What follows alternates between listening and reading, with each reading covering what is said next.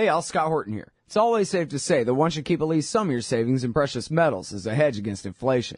And if this economy ever does heat back up and the banks start expanding credit, rising prices could make metals a very profitable bet. Since 1977, Robertson Roberts Brokerage Inc. has been helping people buy and sell gold, silver, platinum, and palladium, and they do it well. They're fast, reliable, and trusted for more than 35 years. And they take Bitcoin. Call Robertson Roberts at 1-800-874-9760 or stop by rrbi.co. All right, y'all, welcome back to the show. I'm Scott Horton. It's my show, The Scott Horton Show, here on the Liberty Radio Network, live, noon to 2 Eastern Time, 11 to 1 Texas time here on the weekdays. Next up is our friend Mohammed Sahimi. He's a professor of chemical engineering at USC. Go Bruins! And, but other than that, he's a great guy. And, sorry, I'm just playing. And he's written, 10,000 articles debunking lies about Iran's nuclear program and promoting war and these kinds of things. And very happy to welcome him back to the show. Hi, Mohammed. How are you? Hi, Scott. It's good to be back in your program. Yeah, and I'm sorry for the insult there. I was raised Bruin, and I'm kind of stuck like this. No problem. But anyway, you darn Trojans. Yeah. Hey, great dental school there, though. Tell the boys I said hi. Hey, man, so ever since the Iran deal was announced, the war party's been running around like chickens with their head cut off, trying to come up with any reason in the world, plausible or otherwise, why this deal should not go through, and it looks like they're making some traction. As the president noted yesterday, there are tens of millions, hundreds, really, of millions of dollars being put up by the war party, the Israel lobby, to be redundant, in order to try to turn public opinion against this deal. So I'd like to give you a chance to, admit whatever truth of these accusations you have to and debunk the lies. Can we start with Iran can do whatever they want and get away with it? And if the Americans come up with any suspicions, they'll have 24 days to pack up, sneak out the back door, and clean up their mess. And then even then, the inspectors will be relying on them to bring them samples and these kinds of things. Why don't we start there? That is sheer nonsense. First of all, Iran's program currently, as it stands, is under tight inspections by IAEA. IAEA is present in Iran. IAEA, takes samples. IAEA reports to the board of directors, and IAEA issues reports. And these reports, time and again, have said that the program is peaceful, there is no diversion to non-peaceful purposes, and so on. It's not like IAEA has left Iran. Secondly, it is a sheer lie that Iran is supposed to provide a sample. Anybody who knows Yukiya Amano, the Director General of IAEA, and how tight and close he is with right-wing, the neocons and U.S. administration here, according to WikiLeaks, knows that even if that were possible, according to safeguard agreements and additional protocol, Amano would not have allowed it. So this is sheer nonsense that Iranians are supposed to take sample. Even if they are somehow involved, it has to be in the presence of IAEA inspectors that are in Iran, and their number will be greatly expanded to about 150 when the agreement will be put into effect. Now, regarding the 24 days, that's again nonsense, because it's in place so that Israel and Mujahideen organization, the opposition that has been basically a channel for Israel to spread lies about Iran, will not be able to report one suspicious activity after another every day. The mechanism is that IAEA has to submit to Iran credible documents or evidence that Iran might have committed something that could be interpreted in violation of this agreement. Then Iran can respond. This is called day zero. And they have 14 days to make arrangements between IAEA and Iran to either visit this suspected site or for Iran to provide documents and to refute the the accusations. Now, it doesn't mean that they are going to take 14 days, but 14 days is the maximum number of days that they have. Then if they haven't resolved it by the 14 days, then they go to the joint commission that is going to be set up. And the commission will have 8 members, 1 from each of the P5+1 and Iran, and the 8th one is the representative of Federica Mogherini, the European Union foreign policy chief. And whatever the commission decides, it has to be based on the vote of the majority.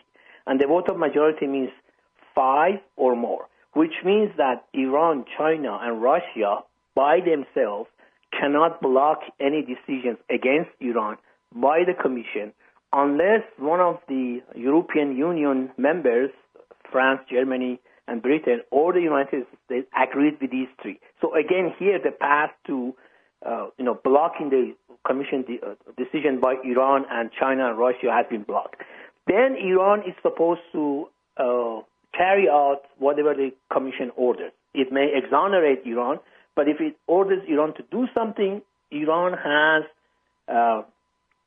this is from day 15 to day 21. So Iran will have 3 days, day 22, day 23, and day 24. And if at the end of day 24, Iran does not do what the commission asked it to do, then the matter is sent to United Nations Security Council. If after the 30th day, Iran is still insisting that it has done nothing wrong, then the sanctions that the UN has imposed on Iran will snap back. Now, during this entire time, the IAEA inspectors are still in Iran. They are still inspecting everything. They are still monitoring everything. And those advanced technologies and cameras and everything that they are supposed to install are still working. So there is no way that this could be an advantage to Iran, and Iran could, make nefarious use of these 24 days or 30 days or whatever it is to hide something or do something. This is just totally nonsense. Anybody who is familiar with this type of work and knows how complicated they are knows that this is just sheer nonsense. But, of course, as you said, War Party has picked on this, and they have also made another baseless claim, and that is that the agreement between Iran and IAEA regarding resolving such issues is secret, and because it is secret, so there has to be something bad in it, some sort of concessions, major concessions that the IAEA and the United States have made to Iran. These imbeciles don't know that the safeguard agreements between any agency member with the agency is secret. These safeguard agreements are not published. Therefore, any other agreements that relates to the execution of safeguard agreements are also secret. They can only be published if both IAEA and that member state agree to it. So when John Kerry was in Senate and he was asked about it, he said, I don't know because these are secret. When Ernest Moniz, Energy Secretary, was asked about it, he said, these type of agreements are secret and their secrecy is the standard practice between member states and IAEA. So these are all just totally baseless, but they are making a big deal about it just because just sheer propaganda, nothing else. Right, just trying to get you to use your imagination to figure that Obama and the IAEA are in on it with the Iranians to let them get away with building a nuke in there somewhere. That must be what's in the secret agreement. When, of course, as you're talking about, we're talking about the highest level of classification of anything, even a civilian nuclear program. Of course, the details regarding its security have got to be dealt with in a confidential manner when they're dealing with the IAEA on it. But anyway, yeah, it does make a great kind of talking point as long as you're not trying to be honest. All right, now, what about they're going to take, and let's just take the Israelis' word for it on the money. I know it's much less than half probably, but the Israelis say, they're going to have $100 billion and going to spend it all on Hezbollah, killing Israelis. First of all, this is Iran's money, so nobody is giving money to anybody. This is Iran money. Iran sold its oil in the international market. They bought the oil, they paid for it, but the money was not transferred to Iran. So at the very beginning, we should realize that this is Iran's money. Secondly, of the 100 million or 120 billion that they are talking about, 50 billion, as John Kerry acknowledged, has already been committed. So Iran will receive about 50 billion. Third, as Akbar Ganji demonstrated beautifully in a long article that was published on Anti-War, I believe, he showed that Iran needs at least $1 trillion over the next 10 years to shore up its economy and repair its infrastructure. Fourth, regarding support for Hezbollah, Iran has been supporting Hezbollah since 1980s. Iran has supported Hezbollah during the bad days and good days. So when there wasn't any sanctions, Iran supported it. When there was sanctions, Iran also supported it. But the level of support that Iran gives to Hezbollah is estimated at most to be a few $100 million. There is also another aspect of it that most people don't know in the West about it, and that is the Revolutionary Guards in Iran are involved in a lot of economic projects. And they make, the companies that are linked to a Revolutionary Guard make a lot of money. These projects were supposed to go to Western companies, but because of the sanctions, the Revolutionary Guards came in. Now, part of that profit is used to support, groups like Hezbollah. So that's part of it that has always existed and will also exist. So the level of support to Hezbollah is at most a few $100 million, and it has already been there. It has already been earmarked. All these talks about Iran will spend it on Hezbollah or Hamas and so on is nonsense. And by the way, Iran has cut off its military and financial aid to Hamas and Islamic Jihad, both of them, because Islamic Jihad and Hamas have both turned to Saudi Arabia. Saudi Arabia has promised them that it will give them several $1 billion to reconstruct Gaza, and therefore they changed their alliance, and Iran cut off its support for Hamas. And especially when Syrian war started, Hamas didn't take side and moved its office from Syrian capital to Qatar, and that angered Iran. So Iran actually cut off its support to Hamas several years ago. So this is, again, very, complete nonsense that Iran is going to spend $100 billion on Hezbollah or similar groups.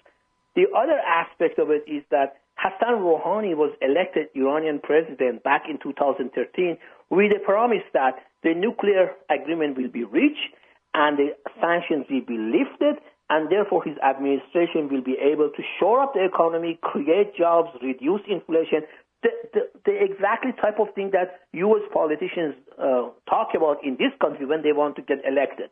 Now, hardliners in Iran totally oppose him, and they are just looking for an excuse to topple him or prevent his re-election.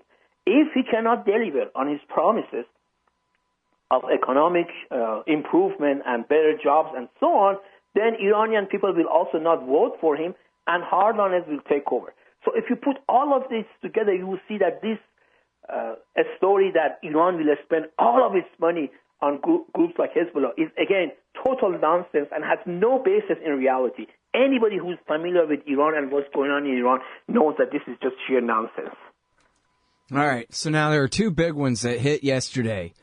Oh, my God, look, the Iranians, the IAEA complains that the Iranians are refusing to make some of their scientists available for resolving the possible military dimensions. And anonymous officials told CNN, and David Albright told Reuters that, oh, no, look, and this goes back to the 24 days notice sort of issue there, the military base, Parchin. There's a massive cleanup operation going on, and so, boy, I guess Gareth Porter and Robert Kelly and the rest of y'all were wrong to say that there was nothing going on at Parchin, and now, look, they're sitting there supposedly running their bulldozers over the place. Mohammed, caught red-handed.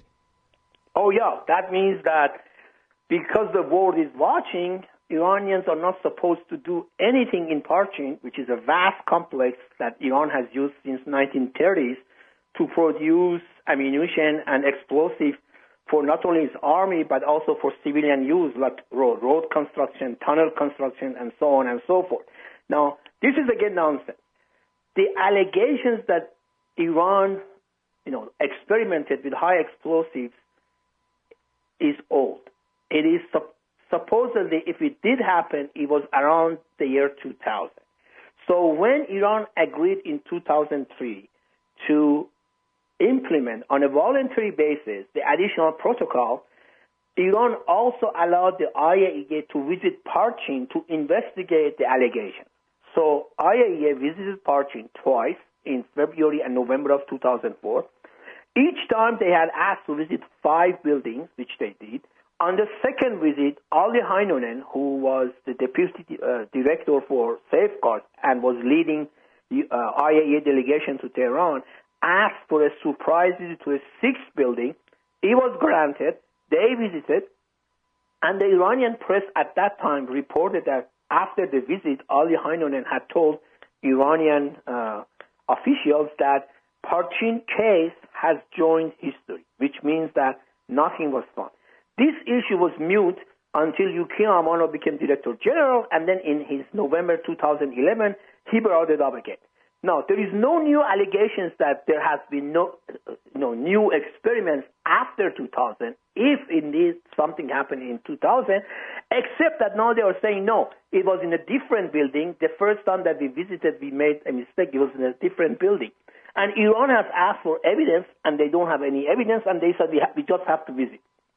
David Albright and people and his institute constantly, beat on this drum, just like the last time they beat on the drum of something is going on in Parchin, something is going on in Parchin, and after they visited Parchin, nothing was found. They never apologized, they never retracted, they never said anything, and just moved on.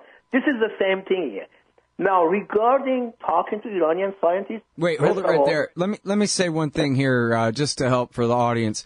The single best article, if there's just one for you, on Parchin is by Robert Kelly. It's at loblog.com. Yes. And he's the former chief of the IAEA nuclear inspectors. No slouch. And he's at Jim Loeb's blog, loblog.com. It's called The Parchin Puzzle. And it's about why that story just makes no sense whatsoever. Never even mind Gareth Porter's separate but equal debunking, which centered around the fakeness of the allegations about the Russian scientist or Ukrainian scientist who supposedly was helping them, etc. Yes, let me add to this. Even Ali Heinonen, whom I intensely dislike because he's totally biased against Iran, was upset about a year ago, saying that he doesn't understand why IAEA is so obsessed with Parchin. Right, and he is the most hawkish former IAEA official that exactly. any war party guy would quote. Yes, yeah. yes. Mm-hmm. He was upset, saying that he doesn't understand why IAEA is so upset with Parchin. And I just speculate here that the reason they is upset is because David Albright has made all these speculations, and David Albright is known to be close to Yukiya Amano. He gets funding from IAEA and Japan Foreign Ministry. This is on his website. So it might have something to do with it. Well, and it makes a great controversy because it's on a military base, which means it makes it that much more difficult politically for the Iranians to say, fine, just go look at it again. Yes, exactly. So they can make a whole giant, ooh, look at what they must be hiding there. Meanwhile, they'd have to be hiding a Sandia National Laboratory there to be making nukes there. So exactly. And all of David Albright's water hoses in the world are going to wash away radioactive uranium atoms. Even not only that, even if you do experiments with high explosive, it would be very difficult to hide it. Because we are not talking about finding, a kilogram of high explosive somewhere or, radioactive material. We are talking about finding minute amount of it anywhere, particles per million. My own research at USC, part of it has to do with cleaning of contaminated soil and contaminated site. And we know that we never reach complete purity. There is always something left.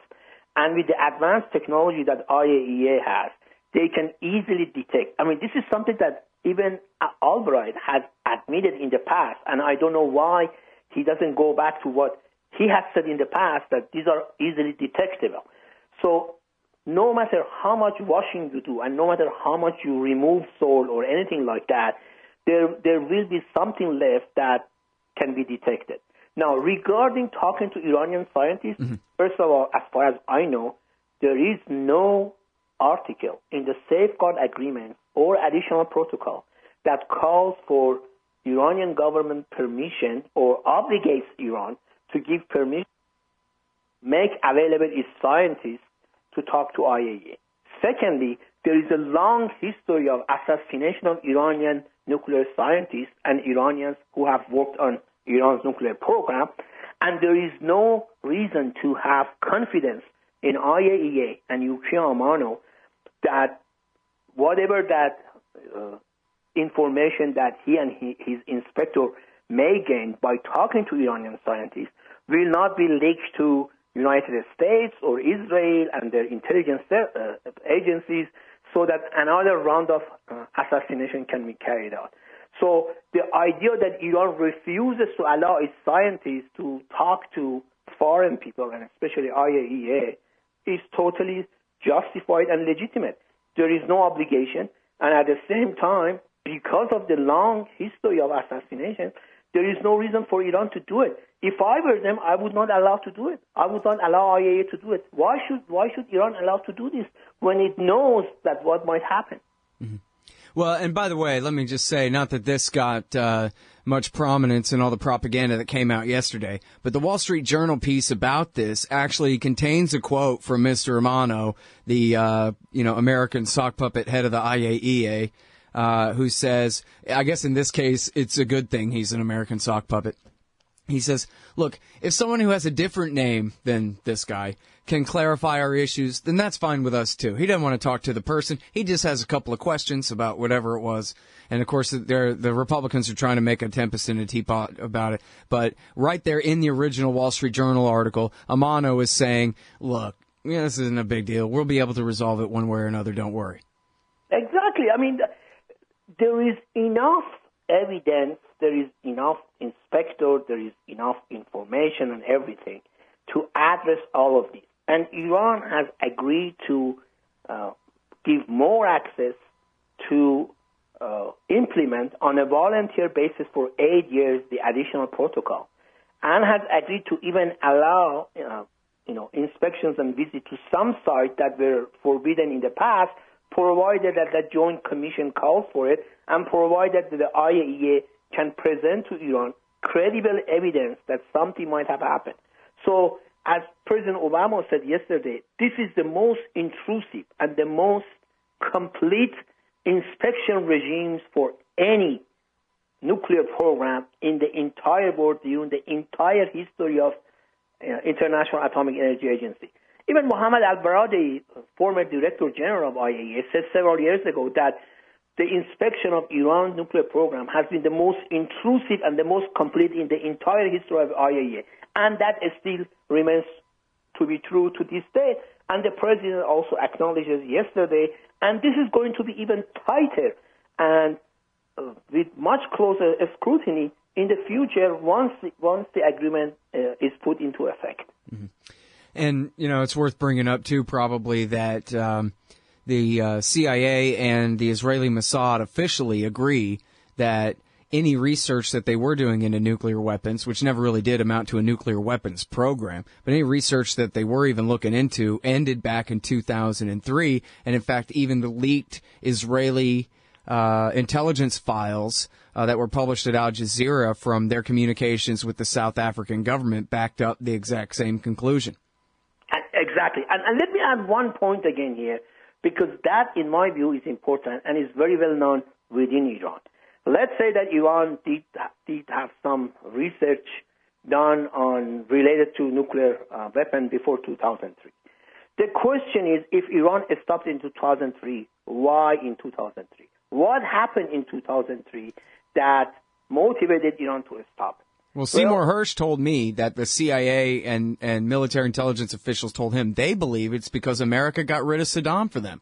Exactly. So they said, exactly. I mean, if Iran was doing this, it was because of the fear that Iran had of Iraq. Iraq has used weapons of mass destruction against Iran during Iran-Iraq war, and the West didn't protest. Iran knew that Iraq had the know-how to make a nuclear bomb, except that it was, discovered in 1991. But Iran knew that the science is there, and therefore, if there was any attempt on the Iranian side, it was meant to be a deterrent against Iraq. Once the Saddam regime was overthrown and the Shias, who are allies of Iran, came to power, there was no reason for Iran to continue it. So even if there was something to this, it ended because the reason for it disappeared, and therefore it's not going to come back. Mm-hmm. Well, as Gareth Porter reported at Foreign Policy from all his interviews with the former officials in Iran, where they explained how they would go so far in the 1980s, America was backing both sides, but mostly Saddam, and backing his use and helping him with the intelligence to target the Iranians with chemical weapons during the Iran-Iraq War. And I believe the way the story was told that some of the officials in the military, they went so far as to prepare chemicals that, if they were combined, would be useful as chemical weapons, and then went to the Ayatollah and said, is this okay? And he said, no, it's absolutely not okay, and put his thumbs down on it. So, again, even if they were doing some research here, there, or the other place, the fatwa against the weapons of mass destruction production goes back to the 1980s, and there's certainly nothing that shows, especially if you read Gareth Porter's book, you can see there's nothing that shows that there was any kind of coherent effort that you could call a program, even if there was a scientist here or there doing, whatever research under, a certain subsection of whatever bureaucracy there. And let me add one other point. There is a letter by Major General Mohsen Rezai. Mohsen Rezai, in the 1980s, was the commander of Revolutionary Guard. He wrote a letter in 1988, at the beginning of 1988, to Ayatollah Khomeini, who was the leader of revolution and the supreme leader of Iran at that time, and said that if the war continues and if Iraq continues development of its nuclear program, we also need a nuclear deterrent. And therefore asked him to have, to allow him to go after nuclear weapons. And the Ayatollah rejected it. This letter is very well known. Those who oppose Iran among Iranian diaspora always refer to this letter as an indication that Iran really wanted a nuclear bomb, whereas if there was anything done, in my view, it was just research as a sort of as a disguise, so that it would give the impression to Saddam Hussein that there was something on the Iranian side that he should be afraid of, but there was nothing to it, actually. So this is another piece of evidence, in addition to what you said, that Iranian commanders prepare chemical weapons, but Ayatollah Khomeini didn't allow them to use it in the war, even though Iraq was using chemical weapons on a vast scale against its own citizens and Iranian soldiers at the front. Right. Yeah, we should never leave out the Anfal campaign that went on there. The Lobj massacre is one thing, but the whole Anfal campaign was 100,000 Kurds or more killed by Saddam on Reagan's watch when he was America's pet there. All right, now, I'm sorry, we're over time and the show's over, but if it's okay, I'd like to keep recording you for just a couple more questions here. Of course. Okay, great. Now one of the things that we keep hearing, and Obama even imitated, I think unconsciously, and caught himself, imitated Netanyahu yesterday, saying, better deal, we need a better deal. But better deal is defined as what? Well, what they call better deal is Iran capitulation. In other words, they want to ratchet up economic sanctions, increase it to unprecedented level, cut off oil exports from Iran, everything else, make Iranians suffer the way Iraqi people suffered during 1990s, where close to 600,000 Iraqi babies and young people died because of malnutrition, so that Iran would capitulate and give up its entire nuclear program, just like, for example, Muammar Gaddafi did in Libya before he was overthrown. But that's not going to happen. Iran will not capitulate. Iran is not Libya. Iran is not Iraq. Iran is an old nation, 5,000 years old nation. Iranians are extremely nationalist. Iranians are proud of their civilization, the contributions that they have made to humanity, and they're not going to capitulate. They will rather eat soul to capitulate. I mean, I know it. I'm from Iran, and I know how Iranians feel. So that is not going to happen. So a better deal that they talk about is basically war. They increase the sanctions. Iranians will not capitulate. So eventually they would say, look, we tried everything. It didn't work. They are not going to give up their nuclear program. Therefore, there is only one option left, and that's attack, which is what happened to Iraq. They did all of this to Iraq. Saddam Hussein didn't capitulate, even though he didn't have any program for weapons of mass destruction, but he didn't leave power. He didn't capitulate. He didn't give up. So they attacked Iraq. They want the same thing with Iran, but they cannot get themselves to say it because of Iraq, because of Libya, because of Syria, because of Afghanistan, because of all other places where they sold the public so many lies, and every one of them turned out to be complete lie. Every one of them turned out to be baseless. They cannot get themselves to tell the public that they want war. So what they talk about is a better deal, which means capitulation, which means war, which is what the supporters of nuclear deal always point out. And I think I must say that the president has also been doing a good job of saying it is either this or war. I totally agree with him. Eventually, no matter how hard economic sanctions become against Iran, if this deal falls apart, eventually we have another war. But those who want war with Iran, first of all, they should declare it. And secondly, the public should learn that war with Iran will be a war compared to which war in Iraq or Afghanistan or Libya will be child's play. Iran is not Iraq. Iran is not Libya. Iran is not Afghanistan. Iran has allies and proxies throughout the entire Middle East. They don't want war, but if you attack Iran, Iran will respond, and Iran will respond fiercely. And the Pentagon also knows that. They always simulate war with Iran, and this simulation shows that the war quickly becomes stalemated, and they cannot defeat Iran. But the result of it would be that Iran will attack oil fields in the Middle East. Iran allies and proxies will attack U.S. interests and Israel in defense of their country, not as aggression, not as something that they want, but in defense of their country. And that will lead to price of oil in the range of $300 to $400 a barrel, and that will lead to the collapse of the world economy. So those who want to war, first of all, they should declare it, and secondly, the public should be made aware of the consequences of a war with Iran, which will be catastrophic for the entire world, including this country. Mm-hmm. Well, I want to go back to the first part of your answer there, and which you just got back to again, the dishonesty of the war party's position here. And it's just worth noting, kind of my pet peeve here, that no reporter ever on TV anyway would say, yeah, but what better deal? Or make them explain what that means. It's just a slogan. They never have to actually get into the detail or explain how it is that sanctions that our allies and certainly the Russians and the Chinese are going to no longer be participating in are supposed to drive them all the way out of their nuclear program. They don't believe that. They know that's not true. And so they don't even have to define better deal, much less argue for how it's supposed to be made possible short of invasion. And again, because they're lying, they're trying to deceive people and not admit that they're trying to get your son killed because Israel has different priorities.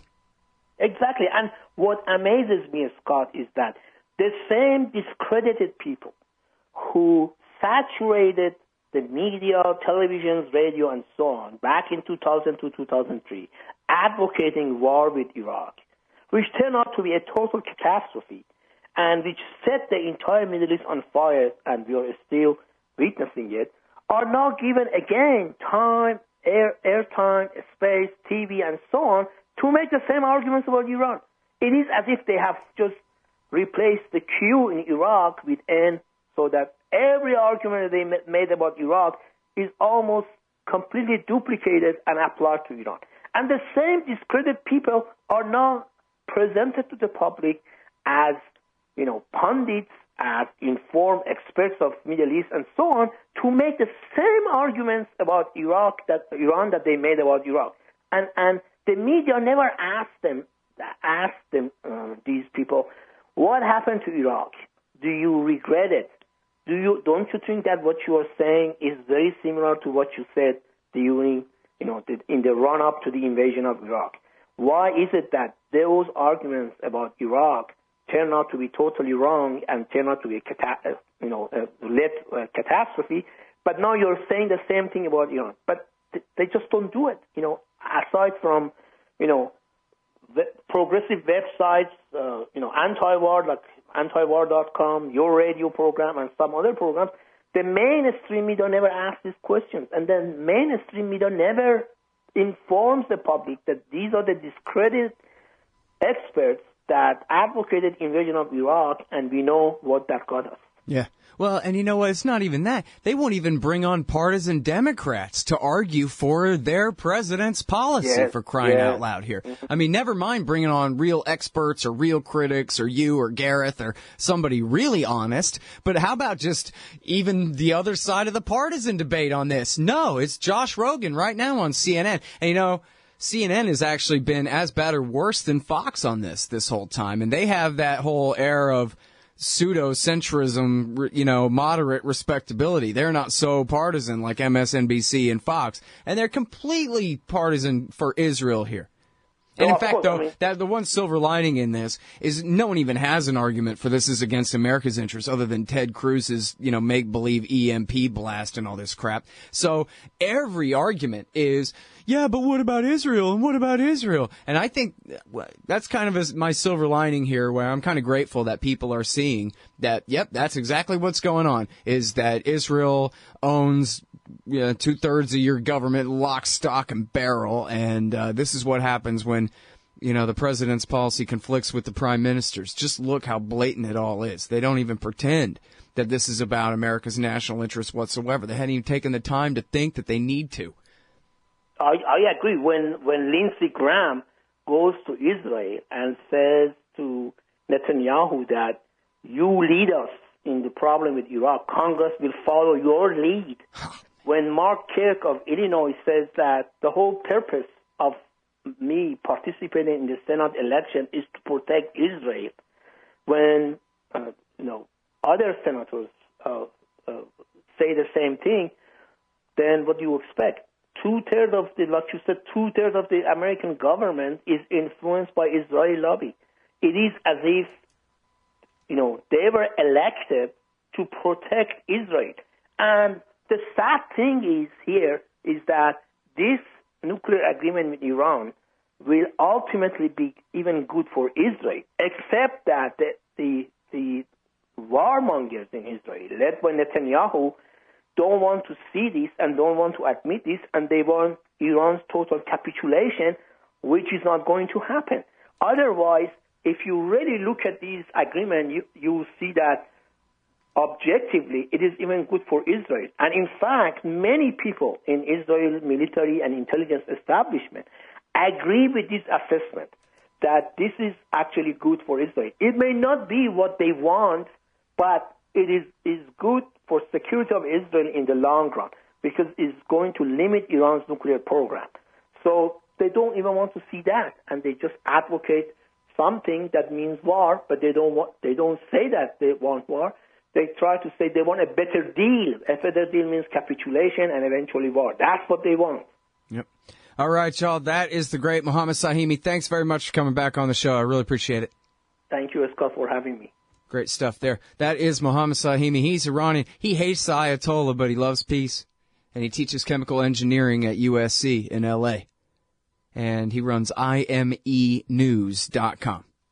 Hey, y'all. Scott Horton here for The Future of Freedom, the monthly journal of the Future Freedom Foundation at fff.org/subscribe. Jacob Hornberger, tireless champion of liberty and president of the FFF, brings you the best libertarian writers every month on the topics that need our treatment the most. Read Jacob, Jim Bovard, Anthony Gregory, Wendy McElroy, Joe Stromberg, and more every month in The Future of Freedom. It's just $25 a year for the pocket-sized print edition, $15 to read it online. The Future of Freedom, fff.org/subscribe. So you're a libertarian, and you don't believe the propaganda about government awesomeness you were subjected to in 4th grade. You want real history and economics. Well, learn in your car from professors you can trust with Tom Woods' Liberty Classroom. And if you join through the Liberty Classroom link at scotthorton.org, we'll make a donation to support The Scott Horton Show. Liberty Classroom, the history and economics they didn't teach you. Hey, all, Scott here for Samurai Tech Academy at MasterSamuraiTech.com. Modern appliance repair requires true technicians who can troubleshoot their high-tech electronics. If you're young and looking to make some real money, or you've been at it a while and just need to keep your skills up to date, Samurai Tech Academy teaches it all. And they'll also show you the business, how to own and run your own. Take a free sample course to see how easily you can learn appliance repair from MasterSamuraiTech.com. Use coupon code Scott Horton for 10% off any course or set of courses at MasterSamuraiTech.com.